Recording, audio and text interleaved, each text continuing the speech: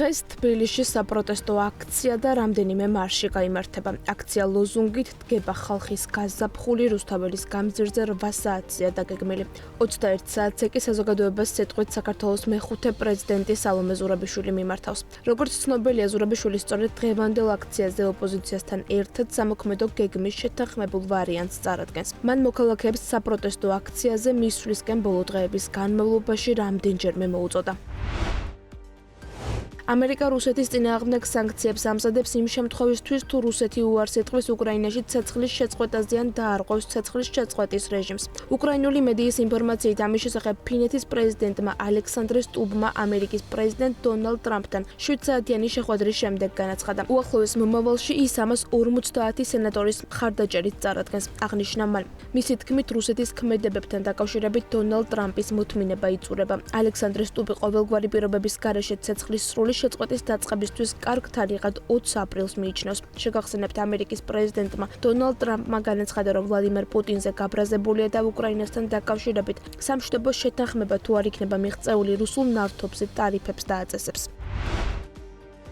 შეერთებული შტატების პრეზიდენტს დონალდ ტრამპსა და გაერთიანებული სამეფოს პრემიერ-მინისტრს კირ სტარმერს შორის სატელეფონო საუბარი შედგა. სტრამერის ოფისის მიერ გავრცელებული ინფორმაციით, ლიდერებმა სხვა საკითხებთან ერთად რუსეთ-უკრაინის ომიც განიხილეს. გაერთიანებული სამეფოს პრემიერმა ტრამპს პარიზში მსურველთა კოალიციის შეხვედრაზე გამართულ დისკუსიების შესახებ ინფორმაცია მიაწოდა. ლიდერები პუტინზე კოლექტიური ზეწოლის გაგრძელების აუცილებლობაზე შეთანხმდნენ.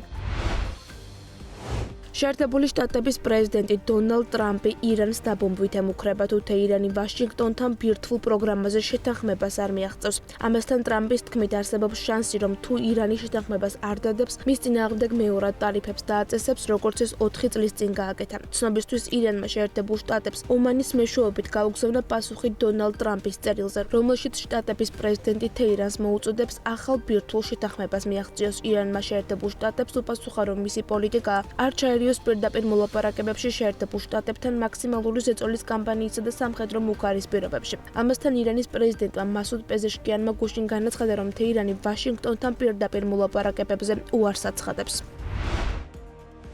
ამერიკის პრეზიდენტმა დონალდ ტრამპმა NBC News-თან ინტერვიუში თეთრ სახლში მესამე ვადით დარჩენის შესაძლებლობა არ გამორიცხა, მიუხედავად იმისა, რომ ამერიკის კონსტიტუციის 22 შესწორება ამას კრძალავს. ტრამპი ამბობს, რომ არსებობს მეთოდები ამის მისაღწევად და განაცხადა, რომ არ ხუმრობს. სირიის პრეზიდენტმა აჰმედ ალ-შარამ ახალი გარდამავალი მთავრობა დანიშნა. ინფორმაციას როიტერსი ავრცელებს. გამოცემის ცნობით, მინისტრთა ახალი კაბინეტი მოიცავს 23 მინისტრს, მათ შორის ქრისტიან ქალს, ჰინდი კაბავატს, რომელიც ყოფილი ლიდერის ბაშარ ალ-ასადის ოპოზიციის წარმომადგენელი იყო და რელიგიათა შორისი შემწყნარებლობისა და ქალთა გაძლიერებისთვის მუშაობდა. ჰინდი კაბავატი სირიის სოციალურ საკითხთა და შრომის მინისტრად დაინიშნა. მთავრობას პრემიერ-მინისტრი არ ეყოლება. აღმასრულებელ ხელისუფლებას აჰმედ ალ-შარა უხელმძღვანელებს. მედიის ინფორმაციით, სირიის ახალ ხელისუფლებას დასავლეთი და არაბული ქვეყნები მოუწოდებენ ჩამოეყალიბებინა მთავრობა, რომელიც ქვეყნის მრავალფეროვანი ეთნიკური და რელიგიური თემებისგან იქნებოდა დაკომპლექტებული.